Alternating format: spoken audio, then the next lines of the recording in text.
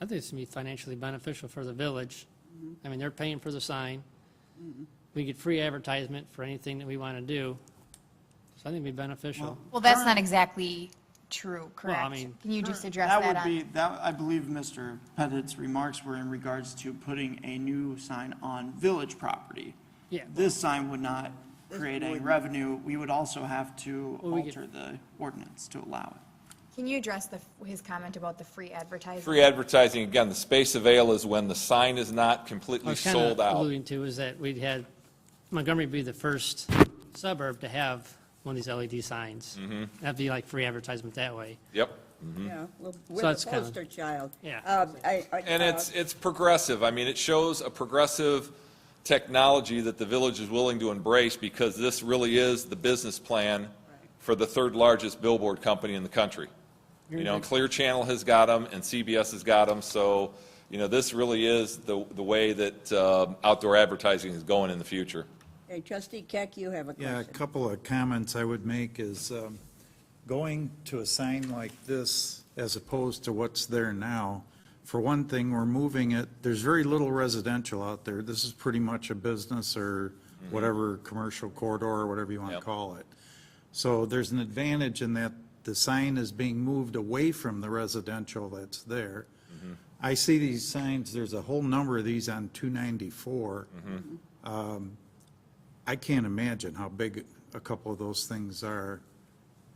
Most of them on the Are they interstates 60 or 70? they're either 14 by 48, 14 feet high by 48 feet wide, or they're 20 feet high by 60 feet wide. We have two sizes that it would depend on specifically, you know, knowing which one, but those are the two sizes we put on the interstates. And I have a little bit of experience with these type signs because I installed one at my other place of employment.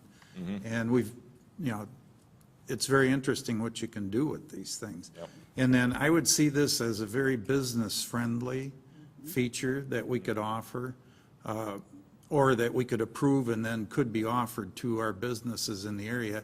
I like the idea of being the first one out here. I would hope the second side would go on it rather quickly. Yep. And not lag too far behind. Yeah, typically we review them after a year. They'll look at the billing on the first panel and see, you know, what the demand is, and then kind of take a look as to what you folks have got going, maybe southbound, and if there's anything big happening south of here, like at 30 and 31, you know, or they look at are there large subdivisions south of here where there's going to be a destination where what we call the DEC, or the average daily traffic count, is going to be heavy going south, then yeah, they'll ask that the next face be put on. Because then with the second face, then you'd be able to have 12.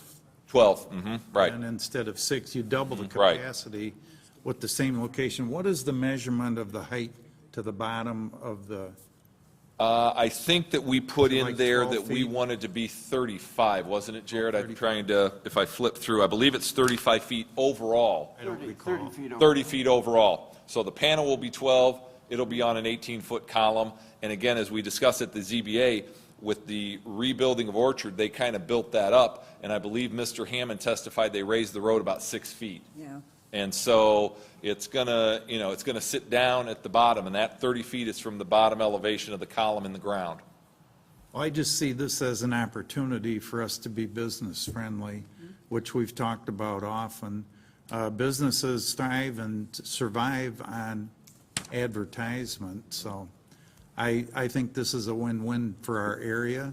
And then I would definitely like to see us pursuing if there's other locations where this would work, to where perhaps the village could benefit Yep. from this. And I realize that we would be setting a precedent if, Right. you know, if we do approve this. Right. But I agree that I think that, I mean, we've stated many times that we want to be business friendly, and I think this would be a good example where our businesses will have an opportunity to do their advertising in the community. And the one thing, Madam President, you know, being business-friendly, but if you're worried about, you know, setting the precedent, you know, I guess the way I would take it is if sign company B comes in and they say, well, yeah, you gave it to Lamar for the digital at Orchard and Alcott, and we want to put up a static, you could say, well, you know, Are you going to give us a turn on that? Because Lamar here has given me 36,000 10-second slots back in 2013. What are you going to offer the village of Montgomery that, we can offer, we look at this as an economic development tool and a community development, with the community. So, I mean, it may be a stretch. I don't know how your attorney would feel on something like that, but, it's, I mean, Ask that question. it's, Before we get into that, does anybody have any more specific questions for Sean? Otherwise, we can, I was going to ask questions. I was going to ask questions related to the 7 or the 8 criterion. yeah, I was We're going to say, if supposed there's to- not any more questions for him, then perhaps we can have Well- some comments from the attorney. Does he have those in front of him? Do you have those? yes, I do. Mm-hmm. My question is, and I guess you're the petitioner on this, which is a little out of the norm to have the out-of-town business that wants to put up a billboard be the petitioner when all these relate to property.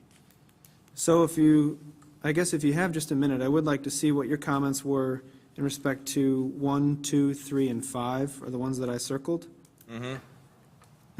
And kind of explain how this affects the property.